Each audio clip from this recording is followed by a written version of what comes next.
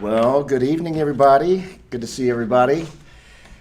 We heard some really great lessons up at Men's Retreat, and I wanted to encapsulate several kind of lessons into one. Josh Austin gave a really great last-minute fill-in lesson. He didn't know it until about 10 minutes before he had to give it, that he had to fill in and give the first devotional of Men's Retreat. And he gave a lesson that he called the pencil. So I'm going to call tonight's lesson the pencil. And, it's a cheap number 2 pencil. Like the ones you used to fill in your Scantrons. It had to be number 2 or the machine wouldn't read it. It might cost 10 or 20 cents in the store.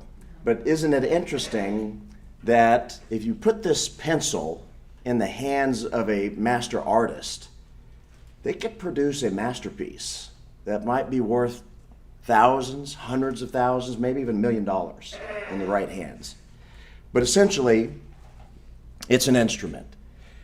I've thought a lot about Charlie Kirk since he passed away, because the impact that Charlie was having on not only the kids and the young generation here in the United States, but clearly all over the world has been major. I don't know if you've seen over the last 24 hours, but there have been vigils in over 20 countries. In the UK, there was over 1 million people in the streets. I don't even think that Turning Point USA or Charlie Kirk or his family or Turning Point had any idea that he had this kind of far-reaching impact, not only here, but around the world, around the globe.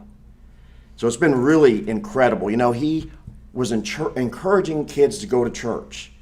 He was encouraging kids to find a spouse and to marry and have a biblical marriage. He thought that was so important. He cherished the nuclear family. In fact, when his wife spoke after he passed away, she mentioned that he told her that if he were to run for public office, say for the presidency, that his primary mission would be to restore the family. That would have been his primary goal if he would have done it. But he was such an unlikely person to be used to have such an impact for good all across the world. He was just a kid, applied to West Point and got rejected, and decided, you know what? I'm just not going to go to college. I'm just going to self-educate. And I think it's important that we address the kids, young kids, high school kids, college kids, young adults, because we need to have a more well-churched populace. Otherwise, we're going to lose our freedom in this country.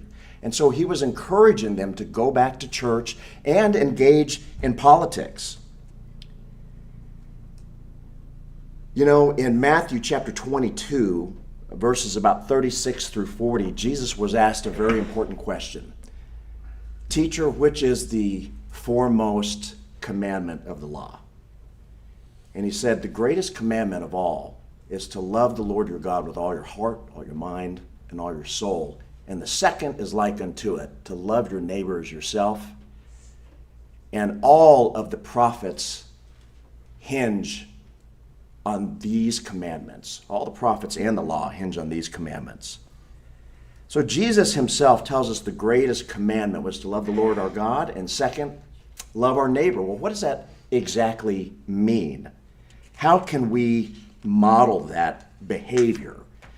And it could be something as simple as showing grace, showing compassion to somebody. It could be doing the right thing all the time, especially when it matters, especially when it could be consequential to you. It could be showing the joy and peace that a Christian has in the world and with God. It could be a number of things, but I wanted us to look at 2 examples that come to mind about individuals from the Bible that were really insignificant figures, but they were used like a pencil, and they created something, they accomplished something that was important. And the first ones are Shiphrah and Puah. Some of you might be going, I don't know who that is. Shiphrah and Puah. That's from the book of Exodus, starting in really chapter 1. And these 2 were midwives in Egypt. They were Israelite midwives who would go and help birth all of the babies for the Israelite people when they were in captivity in Egypt.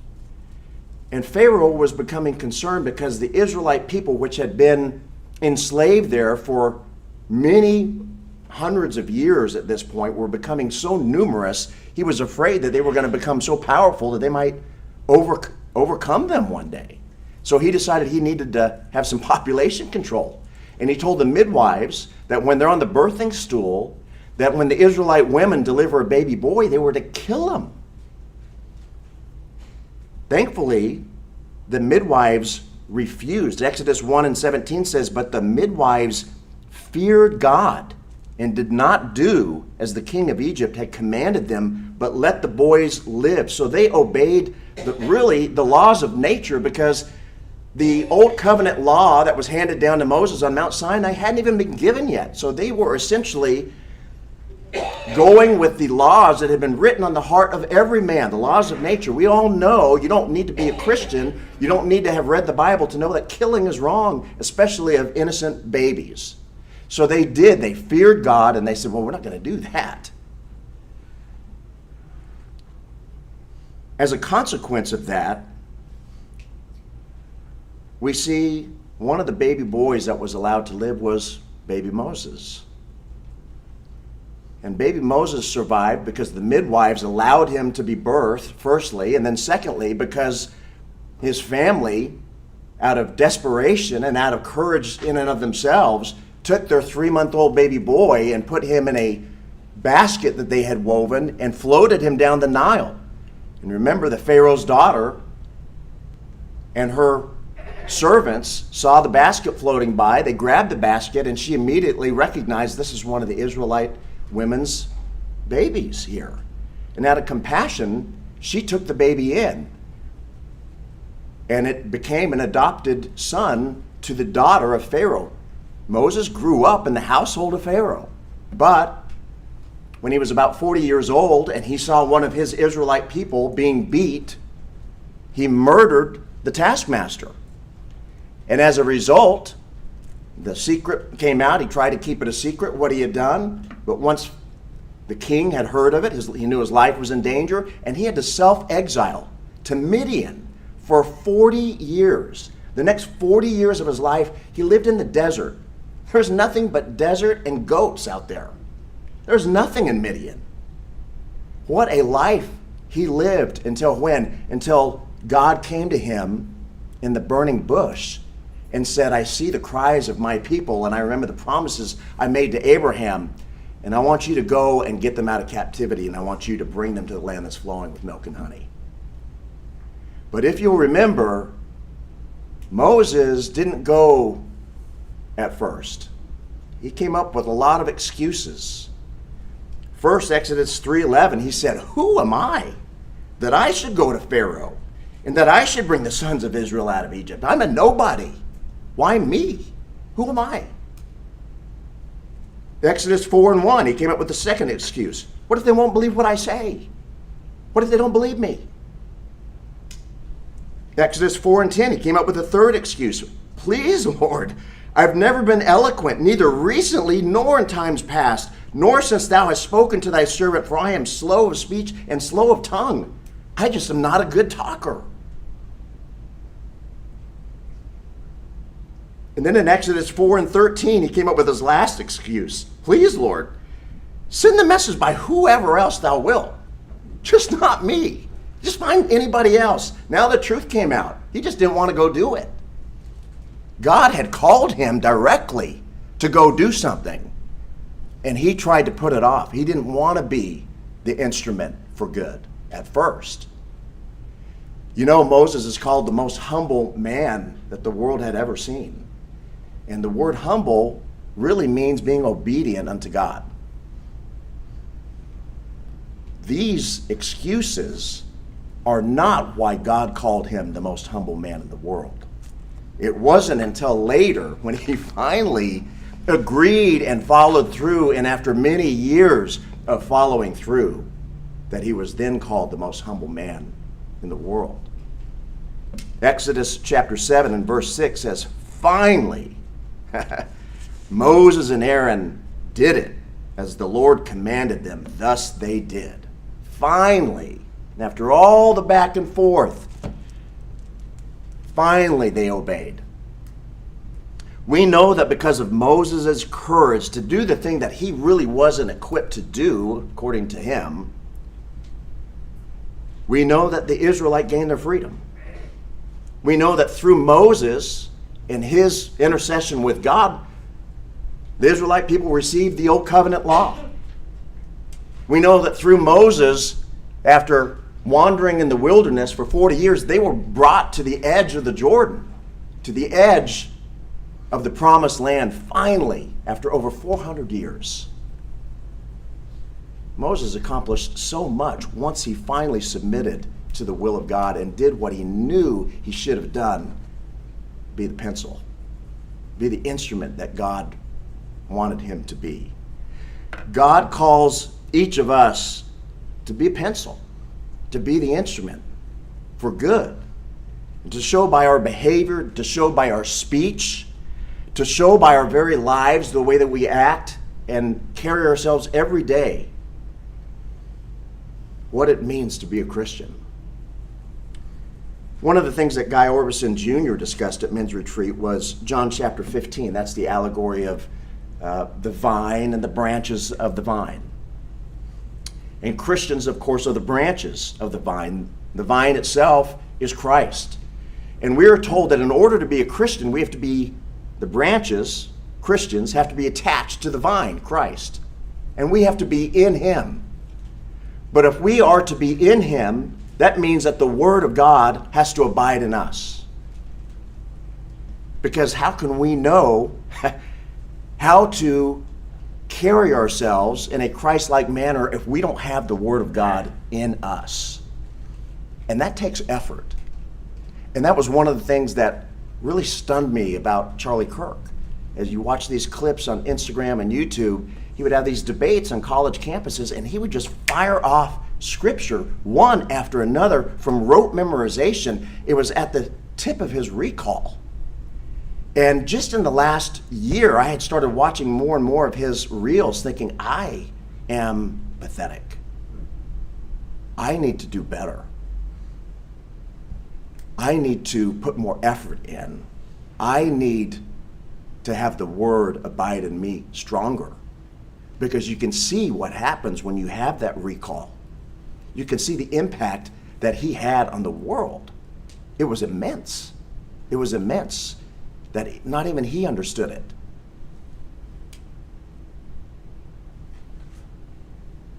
So I want to give us all a challenge. Let's be inspired to be better pencils. Let's be better instruments in God's hand.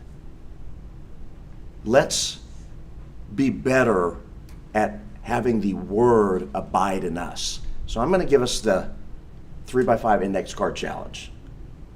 I'm going to make it my goal, and I would like you to do it with me. I'm going to get several packs of 3x5 index cards, and my goal is going to be every week I'm going to write 3 verses on 3 separate index cards. And I'm going to memorize 3 verses every week. So this is almost like adult pew packers, but times 3. I'm not going to bring 1 verse. We're going to do 3 verses. And think about that. If you do that 3 verses every week for 52 weeks of the year, that's 156 verses at your recall. And then you can just continually go through the stack of index cards. And what I'm going to do is I'm going to do it by category. For example, there's at least a half dozen verses that I need to put to memory about baptism. So I'm going to put all the ones to baptism, I'm going to do all those in a group so that I can recall them together. Denny mentioned this morning about how under the New Testament, the New Covenant, we are actually under law. A lot of people say, well, we're not under law, we're under grace. Actually, there is a law, the royal law. And what verses are there that indicate that? And so I want to put there's about 5 different verses that indicate actually we are under some type of law. It's not the same kind of law as the Old Covenant, but it's important because people want to they want to emphasize grace. They don't want to emphasize obeying God's commandments at all. So we need to have that at the ready. And other categories, you can think of other categories that you think are important, but I'm going to put 3 on 3 index cards every week. And at the end of a year, I'm going to have 150 plus new ones at the tip of my tongue, because we just have to be better pencils. We have to be better instruments. So that's my challenge, and that's what I have for you this evening. Thank you.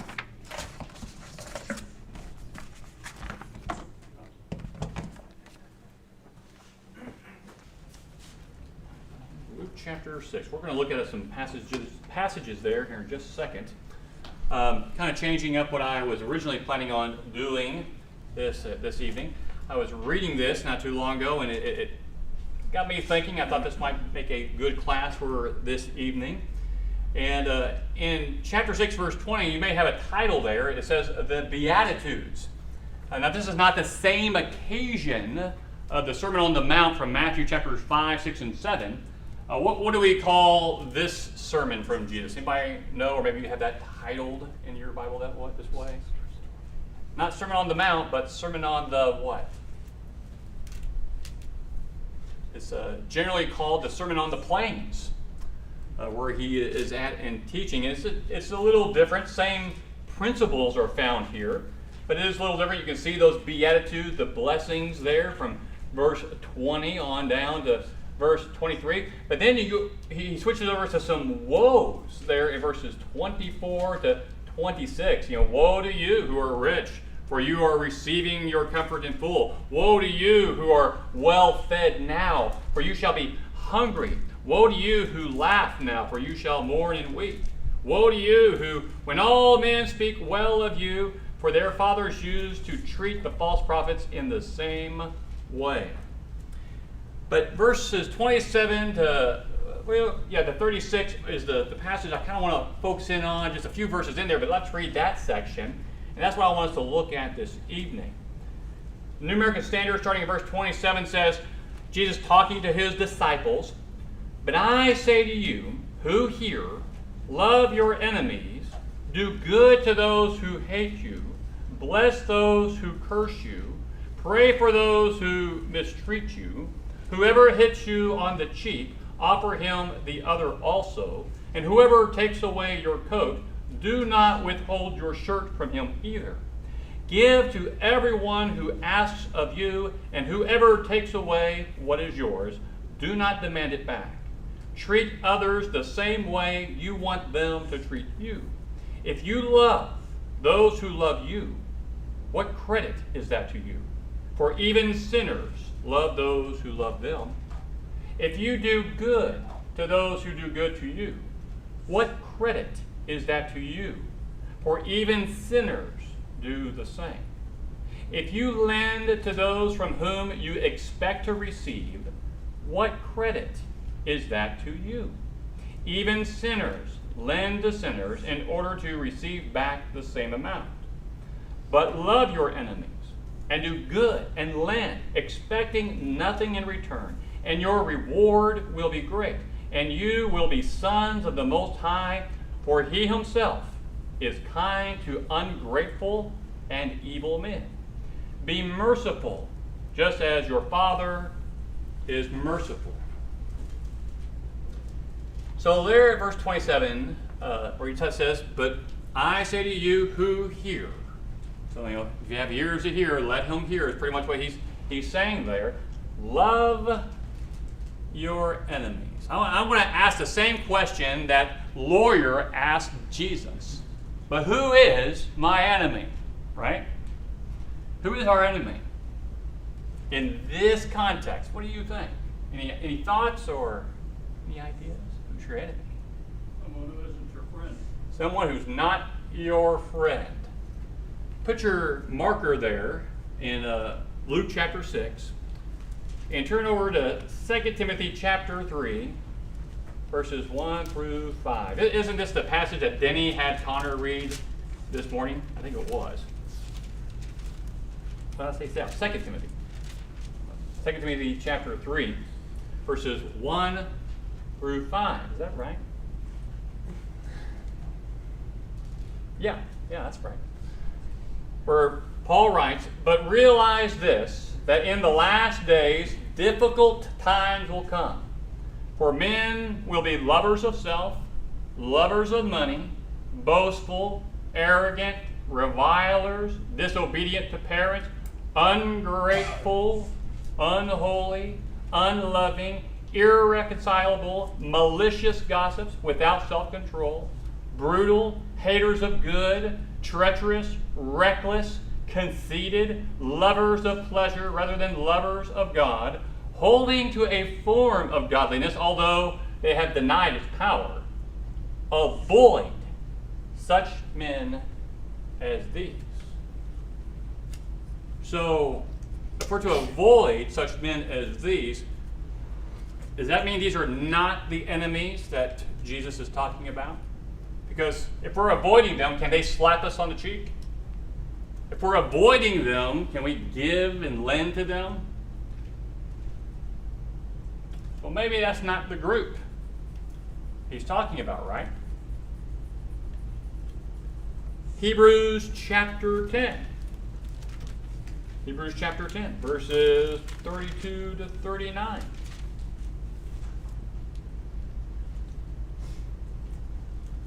Where the Hebrew writer writes, "But remember the former days, when after being enlightened, you endured a great conflict of suffering." So he's writing about what these readers of his had gone through. Verse 33, "Partly by being made a public spectacle, through reproaches and tribulations, and partly by becoming sharers with those who were so treated. For you showed sympathy to the prisoners and accepted joyfully the seizure of your property, knowing that you have for yourselves a better possession and a lasting one. Therefore, do not throw away your confidence, which has a great reward. For you have need of endurance, so that when you have done the will of God, you may receive what was promised. For yet in a very little while he who is coming will come and will not delay, but my righteous one shall live by faith. And if he shrinks back, my soul has no pleasure in him. But we are not of those who shrink back to destruction, but of those who have faith to the preserving of the soul." So there, at the end part of that, he's talking about that if you are doing God's will, if you're going to do these things, that is, be joyful when they seize your property, you help those who are in need, you're out there doing God's will, God will see that and he will reward you, just like what Jesus was saying in Luke chapter 6. So do you think that maybe in some of these people who are their enemies of the readers of Hebrews, that maybe this is the group that Jesus is talking about? I would say it is. I mean, it seemed like it fit right in. They're taking their things and they're being forced to do things they don't want to do. They're being made a public spectacle. I would say so. And so as we think about this, I want us to think in our minds, is this something that Jesus is saying here that is to be taken literally, or is he making an illustration of principle? So let's look back again at verse 28, back in Luke chapter 6. "Bless those who curse you, pray for those who mistreat you. Whoever hits you on the cheek, offer him the other also." When I was a kid, well, not a kid, I was younger, there was a lady in the Church of Christ, and she was an older lady, and I can't remember her name, man. But she would comment on this all the time to me and my brothers, that when someone hits you, you offer them your right cheek also. They hit you on one side, you just take it, you let them hit you again if they want to. I remember thinking as a kid, no way, Jose, I'm never doing that. Do you think Jesus was saying this literally? Now, could he be? Yeah, it could be. It could be taken literally. I know many do. Many take it literally. But what do you think? Do you think is there another way maybe that Jesus is trying to illustrate something here by in those first two parts where he first says, those who curse you, pray for those who mistreat you. Whoever hits you on the cheek, give them the other one also. I hope so. You hope so? Huh? Me too. This is hard to do. I don't think I could do Takes away it. your coat, do not withhold your shirt from them. I think you can make very broad general applications to those statements. Okay. Very broad or general illustrations of this, or application of this. So I have never taken this to be literal. I think, I always call this principles of illustration, or illustrations of principle. He wants to, if you wanted to explain something to somebody, where it has, as Alex said, it could be broad, it could be all kinds of things, but he just wants to give an example, because what is it he wants his disciples to do? We see that toward the end, love, right? All the way to the very end, at the verse 36, be merciful just as your Father is merciful. Because why? In the previous verse, he himself is kind to ungrateful and evil men. Therefore, we ought to be also. Did Paul ever not give the other cheek when somebody was trying to hurt him? Yep. Can you think of it? You know the passage? Okay. Oh, you know what? So there, yeah, I didn't even think of that one, but that's right. Remember when he was arrested in Jerusalem, and the Romans thought, well, let's beat the confession out of him. And what did they had him up there? They're about ready to do it. And what did Paul say? Be careful what you do. I'm a Roman citizen. Now, wait a minute, Paul. Well, granted, he wasn't there for this part, right? But he got the teaching from Jesus. So why did he stop the punishment from coming? Why?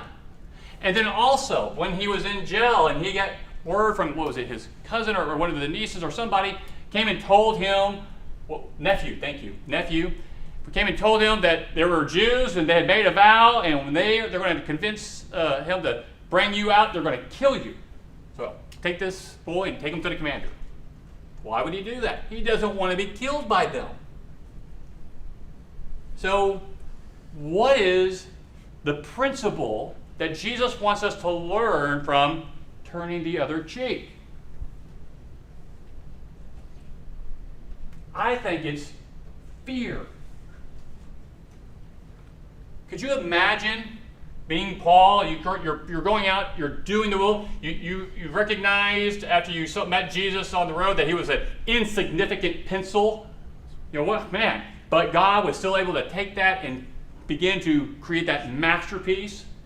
And you say, all right, I'm going to go out there. I'm going to do what you want. I'm going to preach. And then they begin to beat you and to the inch of your life. They're thinking you're dead. They just leave your body there in Lystra. He said, we killed him. And then they walk away. Would you get back up and continue preaching? Or would you think twice about it? And he got back up and kept preaching. Even though he knew when he got to the next city, even when he would get run out of one and out there, he would run into the same thing. He knew it. I think that's the turning the other cheek. I think that's when we realize this ministry I'm on, I'm going to run into a lot of bad people, and they're going to try to stop me. I'm not going to let them.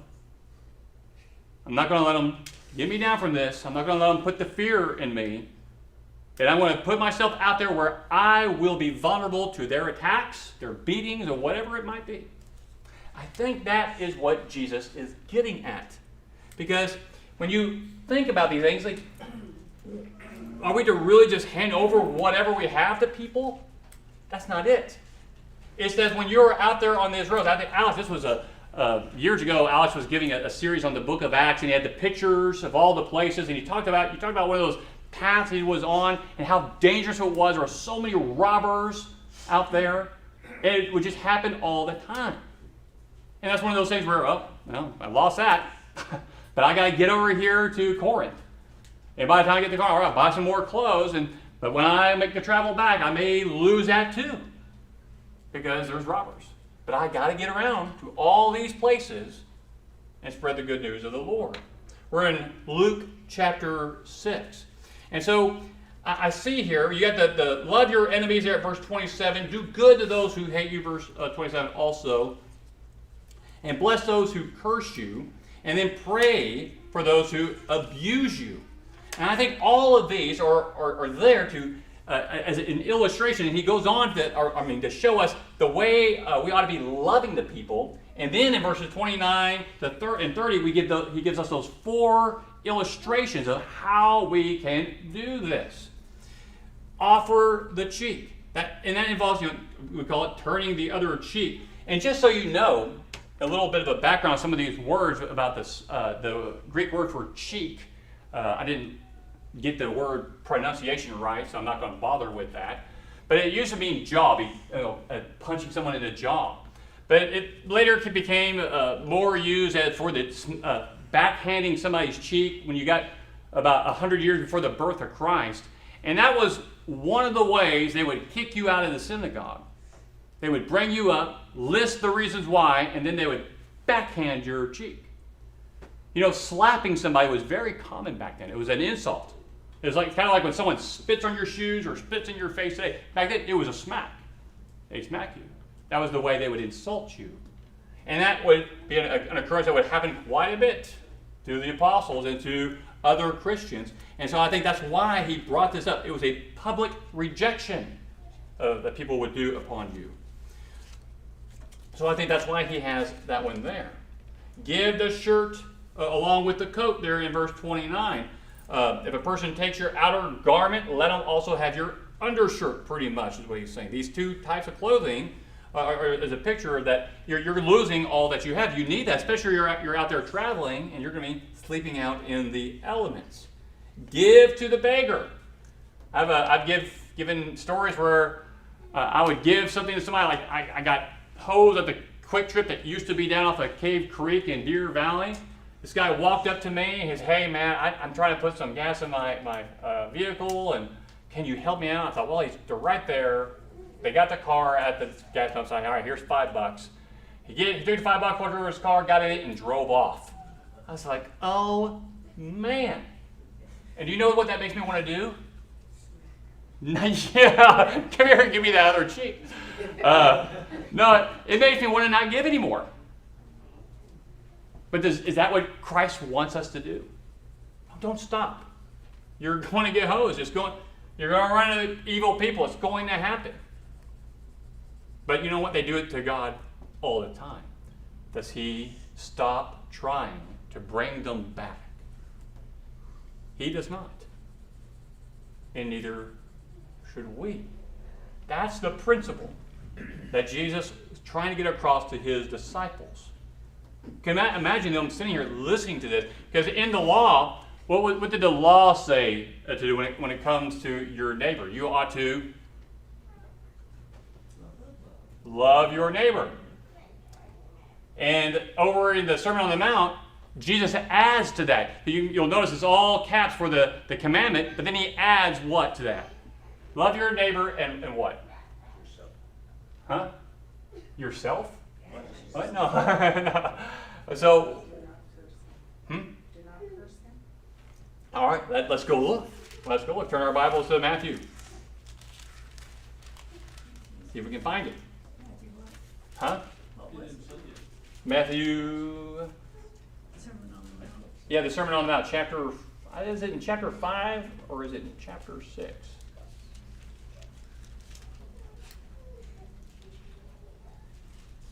You shall love your neighbor and hate your enemy. Is that the one? Oh, yeah. Where's that? What verse is that? 43. 43. Thank you. In chapter 5, I knew that was in there somewhere. You have heard that it was said, "You shall love your neighbor," and it's all caps, right? And this is what the Jews believe. "And hate your enemy." Lowercase. Why is it lowercase? It's not in the law. See, they missed the spirit of the law. And they added something there that God did not intend. Because who was their neighbor? And what did Jesus explain that? He said he used the Samaritan. So, the same thing applies over here in Luke, the Sermon on the Plains. Different sermon, but I think it's the same thing. He's trying to get us to understand the spirit of the law, whether it's the law under the Old Testament, but even the law of Christ, or the royal law of love, which is what he's getting at there in Luke chapter 6, that we ought to have this same kind of attitude. And it is easy when your emotions are heightened and you're really irritated or you're angry to lash out. If someone comes up, they don't like what you say, and they give you a good smack on the side of the head, what are you going to do? And they did it because you were preaching truth. Should you let it happen? If you see them coming, should you let it happen? I wouldn't. I wouldn't let it happen. I don't think Jesus intends for us to let it happen. His point is, it's going to come. I think his point is that, and when these things come, you're going to get frightened. You're going to get angry. Don't let these things overcome your love. Keep preaching and teaching. Keep preaching. Well, what do you think is one of the main reasons preachers leave the ministry? What might it be? Well, we'll say burnout. We'll get that one out of the way. Burnout. What else? Criticism. Yep. They get criticized. It's hard for preachers to see the fruit of their labor because, at the end, when they stand in the back, you might get, hey, good job, shake a hand, that sort of thing. But it's a lot of work, and sometimes you don't get to see is it working? Did it make sense? Is it making them want to get those index cards and write verses on it? Are they reading the passages we put in the bulletin? I don't know. It's frustrating. Yeah. Sometimes we even throw tests out. I threw a test out in the bulletin. Did you guys catch the test? I know Gail would. She helps put it all together. Anybody else catch it? Today's bulletin? Oh, yeah. It has the same article from Guy Orbison as last week. I didn't change it. I wanted to see if someone came up and asked me about that.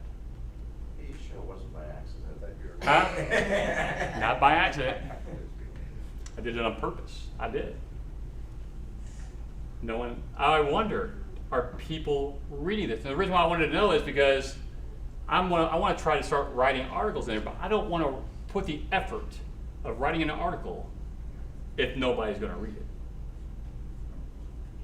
And so preachers can get frustrated and they can quit. And you know what Jesus is saying? Don't. Keep working. Don't give up. You're going to run into things that bother your feelings, hurt you, whether it's mentally or physically. But keep on keeping on. Has God given up? Did Jesus give up? No. And there is nothing wrong with turning away from bad times or trouble that's coming. Remember when Paul was making his way back to Jerusalem and he got to Caesarea where the prophet came out. He had Paul's belt and he had his hands bound. He says, whoever belt this belongs to, so will happen to him in Jerusalem. And Luke and everyone else was imploring Paul to do what? Don't go. If that was the wrong thing to do biblically, wouldn't Paul rebuke them? He doesn't. All he does say is, you're breaking my heart. I'm going to go. I know, but why did he want to go? He wanted to preach to his brothers, the Jews. He wanted to save them.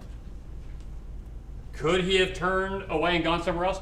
Yes, and there have been nothing wrong with it. But in that case, he wanted to go. Being a Christian, we're always going to find ourselves in a situation where bad things happen.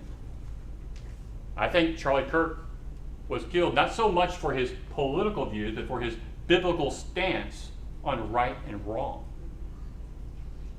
He knew that people wanted him dead. He knew it. And he put himself out in very vulnerable places. I mean, that was vulnerable. And proved to be true. And as a result, Alex was talking about, and many people were talking about like what this might do to help. When you martyr somebody, it may cause things to grow. TPUSA actually put out that they had about 3,000 chapters in high schools and almost 1,000 in the colleges, and they have now about 30,000+ inquiries to create a new chapter in different high schools and colleges. It's almost like, and I know that Charlie Kirk, when I looked at him, I think he's Episcopalian. You know, I don't know his salvation status, but I do think it's okay to make parallels in that when the Christians were driven out of Jerusalem by the attacks from the Saul of Tarsus, they ran because they were scared, but did they stop preaching? No, it just grew. And that's what happened in this case with Charlie Kirk. They didn't stop him at all. In fact, it just made what he did grow. And that is what God is actually looking for in us. Not that he wants us to die a martyr, but if we always stand for the truth and we don't give up on that, people see that. We may not recognize what it's doing to the minds and hearts of people, but when those tough times come, it may stir them to action. And we need to be that kind of light and that kind of salt. And I think that's the principle that Jesus wants his disciples to have. To don't give up. And didn't that happen right away as soon as the book of Acts opens? Peter and John get arrested. Well, we cannot listen, we won't listen to man, we'd rather listen to God.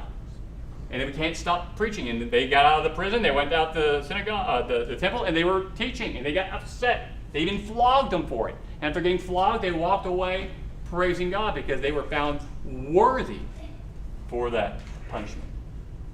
And what a blessing it was for the church, because they saw that, and it stirred something in them, and they praised God. What kind of attitude do we have? What kind of love for the Word and for God do we have? It's not going to be strong enough if we're never in it. If we don't bring it into our minds, into our hearts, so that it really changes us from the inside out. We will never be like Paul or the other apostles or Stephen if we don't get to know God. So I echo that challenge from Alex. Get those index cards if you need to. Read the Bible. Study. And when you come across things that you wonder about, dive into that. And what is Jesus talking about something that's like literal here, or is this a principle that he was trying to get me to understand? A lot of times, he wants us to understand the principles. That's why he'll do a lot of parables, because it packs a lot of information in one thing that we can see it with our mind's eye. I think that's what he's getting us to see here. That's not too much of a class, I know, more of a sermon, but I hope that gets us to think. If you have any comments, you got any questions about this, I'm open to answering those at this time. I was just going to say, I feel like also he's trying to get us to look through God's eyes. Look at those who are opposed us through the eyes of God. Yeah. You know, he's saying, pray for them, bless your enemies. God never gives up on anybody. He wants everybody to come to the knowledge of the truth so some might be saved. Why did Jesus go to the Pharisees' house when he knew it was a trap? Yeah. He's giving him an opportunity Yeah. to make the right choice. And so, when we pray for our enemies and we bless them, it kind of tempers our reaction. But I believe if we're not getting a reaction, we're probably not doing enough.